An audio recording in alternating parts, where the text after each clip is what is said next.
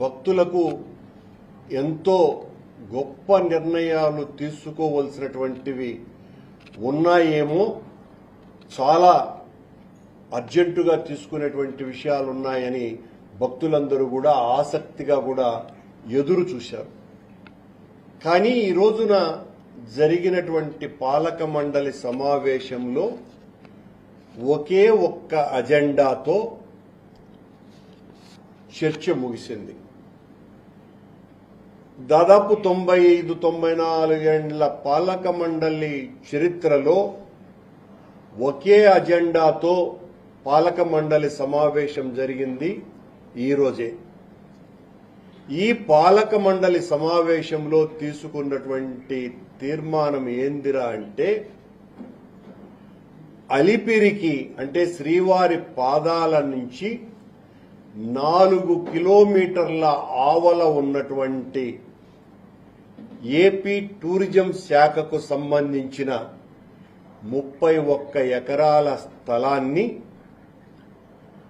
TTD తీసుకొని పాదాల మంటపం నుంచి, అలిపిరి పాదాల దగ్గర నుంచి 2.5 కిలోమీటర్లో ఉన్నటువంటి టీటీడీ స్థలాన్ని టూరిజం వాళ్లకు బదలాయించటం చాలా ఆశ్చర్యకరమైనటువంటి విషయం. ఇది సాధువులు, భక్త పుంగవులు అందరూ కూడా తీవ్రంగా వ్యతిరేకించినందువలన అక్కడ హోటల్ నిర్మాణాన్ని నేను ఆపేస్తున్నాను అని చెప్పినటువంటి ముఖ్యమంత్రి చంద్రబాబు నాయుడు గారు ఆ హోటల్ నిర్మాణానికి అనుమతులు ఇవ్వటానికి టీటీడీ స్థలాన్ని ఏపీ టూరిజానికి బదలాయింపు చేసేటువంటి అర్జెంటు అజెండా మీద ఈరోజు చర్చ జరిగి తీర్మానం చేసినారు. ఈ రకంగా ఏ కారణంగా అయితే పెద్ద ఎత్తున ఉద్యమం జరిగిందో, మా ప్రభుత్వం ఆ హోటల్కు అనుమతి ఇచ్చింది అని చంద్రబాబు నాయుడు గారు చాలా యాగి ఆయన ప్రతిపక్షంలో ఉండగా చేశారో, అదే చంద్రబాబు నాయుడు గారు అదే హోటల్కి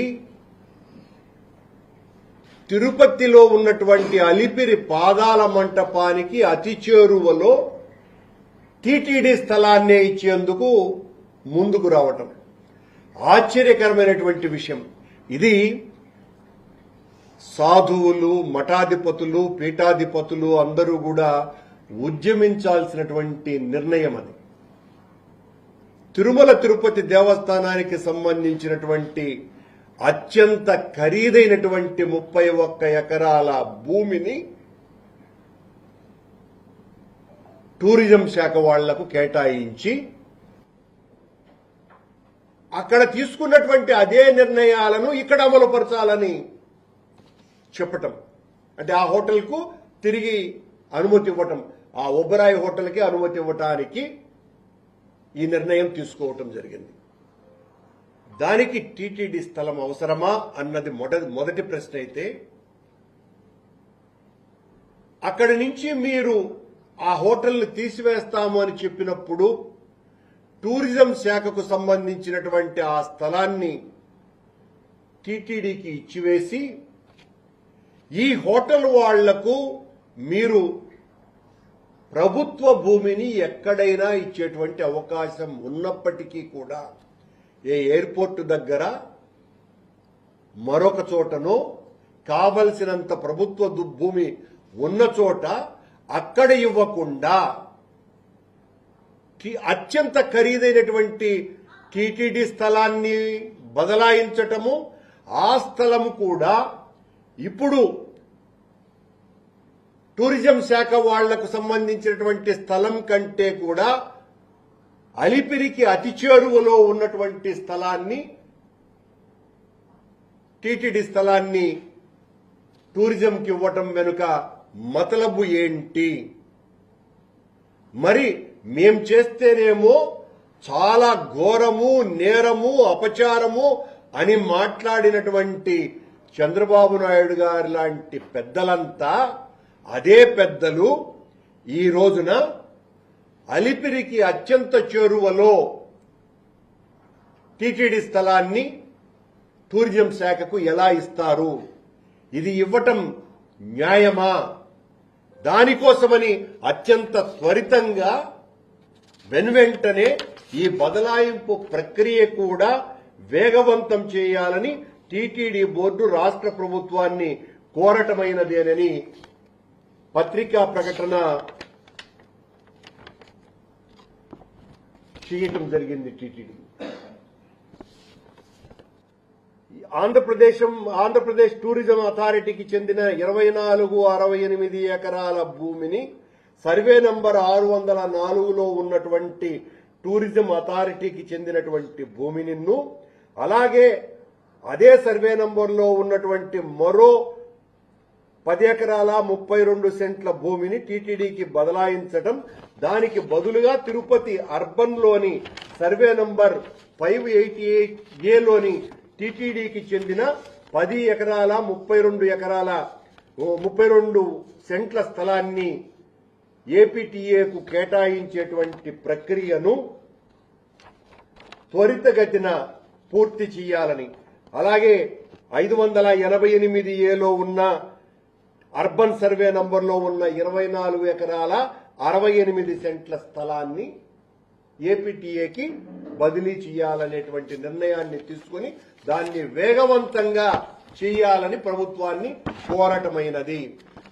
టీటీడీ స్థలాలని అత్యంత ఖరీదైన, అందులోనూ కూడా ఏ కారణంగా అయితే ఉద్యమాలు జరిగినాయో, ఏ కారణంగా అయితే అక్కడ హోటల్ నిర్మాణం జరగకూడదు అని సాధు పుంగవులంతా కూడా పోరాటం చేశారో, దానికి ఏమాత్రము కూడా దానిని పట్టించుకోకుండా అలిపిరి పాదాల దగ్గరికే తీసుకుని వచ్చి ఈ రోజున టీటీడీ స్థలాన్ని కేటాయించటం, దానికి ప్రత్యామ్నాయంగా అనేక ప్రభుత్వ స్థలాలు ఉన్నప్పటికీ కూడా అత్యంత విలువైనటువంటి స్థలం, అందులోనూ అది అత్యంత ఖరీదైనటువంటి ఎర్రచందనం చెట్లు, వనమూలికల చెట్లు, ఇలా అనేక రకాలైనటువంటి చెట్ల సముదాయాలతో ఉన్నటువంటి 30 ఎకరాల స్థలాన్ని అరవింద్ హాస్పిటల్, క్యాన్సర్ హాస్పిటల్ మధ్యలో ఉన్నటువంటి ఈ స్థలాన్ని టీటీడీ ఈ రోజున టూరిజంకు కేటాయించి అక్కడ ఈ ముంతాజ్ హోటల్కు అనుమతి ఇవ్వాలా అన్నటువంటి నిర్ణయం సరైనదా అని ప్రశ్నిస్తున్నాం మేము. ఆ రోజున మా ప్రభుత్వాన్ని ఇంత పాశవికంగా విమర్శించినటువంటి వాళ్ళు ఈ రోజున మళ్లీ అంతకంటే అలిపిరికి చేరువలో టీటీడీ స్థలాన్ని ఇవ్వటాన్ని పూర్తిగా వ్యతిరేకిస్తున్నాం. ఏ కారణంగా అయితే సాధువులు, పీఠాధిపతులు, మఠాధిపతులు, భక్తగా అగ్రగణ్యులు వీళ్ళందరూ కూడా వ్యతిరేకించినారో ఆనాటి నిర్ణయాన్ని, అంతకంటే ఘోరాపచారం ఈ రోజున టీటీడీ పాలక మండలే తీసుకొని ఆ స్థలాన్ని ఆ హోటల్కు బదలాయించాలనేటువంటి నిర్ణయం తీసుకున్నది. మిమ్మల్ని అందరినీ కూడా చేతులెత్తి ప్రార్థిస్తున్నా, వెనువెంటనే మీరు స్పందించాల్సినటువంటి అవసరం ఉన్నది. ఇంత ఘోర నిర్ణయము, అపచారము జరుగుతుంటే కూడా ఎవరు కూడా దీని గురించి మాట్లాడకపోతే చాలా తీవ్రమైనటువంటి తప్పిదం అవుతుంది. దీనికి ప్రత్యామ్నాయంగా ప్రభుత్వ భూమినే టూరిజం శాఖకు ఇచ్చి ఆ హోటళ్లను నిర్మించేటువంటి అవకాశం ఉండి కూడా టీటీడీ స్థలాన్ని అలిపిరి దగ్గర ఇవ్వటం వెనుక ఉన్నటువంటి ఆంతర్యము, మతలబును అర్థం చేసుకోవాల్సిందిగా మొత్తం హిందూ సమాజాన్నంతా కూడా మేము విజ్ఞప్తి చేస్తున్నాం. మొత్తం అందరికీ, హిందూ సమాజానికి అంత ఇంతకంటే దారుణం మరొకటి లేదు. అత్యంత విలువైన వేల కోట్ల రూపాయలు విలువ చేసేటువంటి టీటీడీ స్థలాన్ని అదే హోటళ్ల నిర్మాణానికి టూరిజం శాఖకు బదలాయించటం అంటే, ఇది కూడా చంద్రబాబు నాయుడు గారు చెప్పారు. వాళ్ళ మనవడు దేవాంశ్ పుట్టినరోజు సందర్భంగా ఆ ఎదురుగా ఉండే స్థలాన్ని ఇస్తాము అని. అప్పుడు అందరూ కూడా ఎదురుగా ఏదైనా ప్రభుత్వ స్థలం ఉందేమో అది ఇస్తారేమో అని అనుకున్నారు. అలా కాకుండా టీటీడీ స్థలాన్నే, అది కూడా అలిపిరికి దగ్గరలో ఇవ్వటము అంటే అంతకంటే దారుణం మరొకటి ఉన్నదా? విజిలెన్స్ నివేదిక ఏదో బయటపడ్డది, తప్పుడు ఆరోపణలు చేస్తాను సార్. దీని ఏ విధంగా ప్రభుత్వ తప్పిదాల మీద, ప్రభుత్వం చేసేటువంటి అనేక రకాలైనటువంటి అవినీతి చర్యల మీద నేను పెద్ద ఎత్తున స్పందిస్తున్నాను కనుక నన్ను బలహీనపరచాలని, నా మీద బలప్రయోగం చేయాలని, నా మీద అవినీతి ఆరోపణలు వేసి నన్ను పలుచన చేసి వైఎస్ఆర్ కాంగ్రెస్ పార్టీలో నన్ను యాక్టివ్గా ఉండకుండా చేయాలన్నటువంటి కుట్రలో భాగంగానే ఈ రోజున ఆ 2 పత్రికలు పతాక శీర్షికలో నా గురించి రాయటం జరిగింది. ఇలాంటి ఉడుత బెదిరింపులకు బెదిరేవాణ్ణి నేను కాదు. 2004లో నక్సలైట్లతో రాష్ట్ర ప్రభుత్వం చర్చలు చేసినప్పుడు నక్సలైట్ల యొక్క ప్రధానమైనటువంటి అజెండాలో ఒక భాగం రామోజీ ఫిల్మ్ సిటీలో ఆ వేలాది ఎకరాలలో పదుల సంఖ్యలో చెరువులు, కుంటలు, పొరంబోకు స్థలాలను ఆక్రమించినాడు. ఆ ఆక్రమణకు గురైనటువంటి స్థలాలను వెంటనే ప్రభుత్వం తీసుకోవాలా అన్నటువంటి నిర్ణయం. దాని మీద పెద్ద ఎత్తున చర్చ కూడా ఆ రోజున జరిగింది.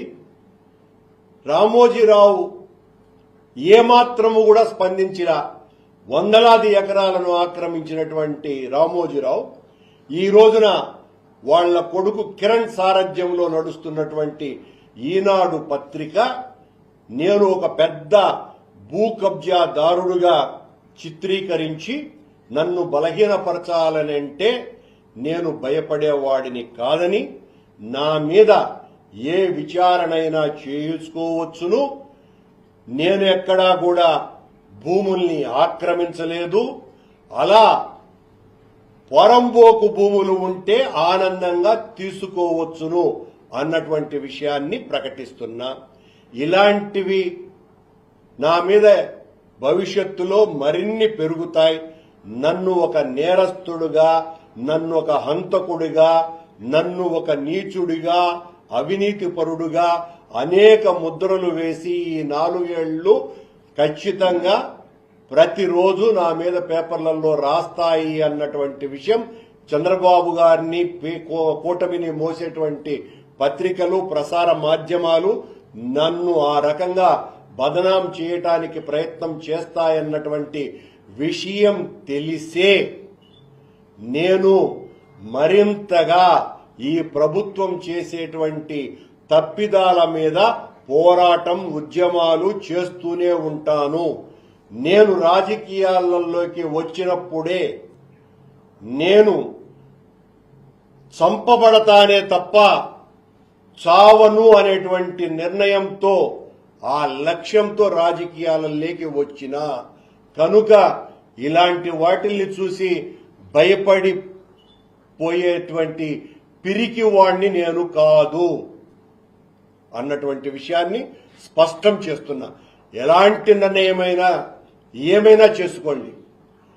కోహినూర్, హైదరాబాదులో ఉన్నటువంటి కోహినూర్ ఆ 5 స్టార్ హోటళ్లలో రాసలీలలు చేసి ప్రభుత్వ భూములు కబ్జాలు చేయాలనుకునేటువంటి ఓ పెద్ద నేత నా మీద విచారణకు ఆదేశించినారు అని అంటే అక్కడే నాకు చాలా ఆశ్చర్యంగా కూడా అనిపిస్తోంది. ఇలాంటి వాటిని చూసి కరుణాకర్ రెడ్డి బెదిరిపోయి లొంగిపోతాడేమో, భయపడిపోతాడేమో అని అనుకుంటే అది చచ్చినా జరగని పని. ఏమైనా చేసుకోండి.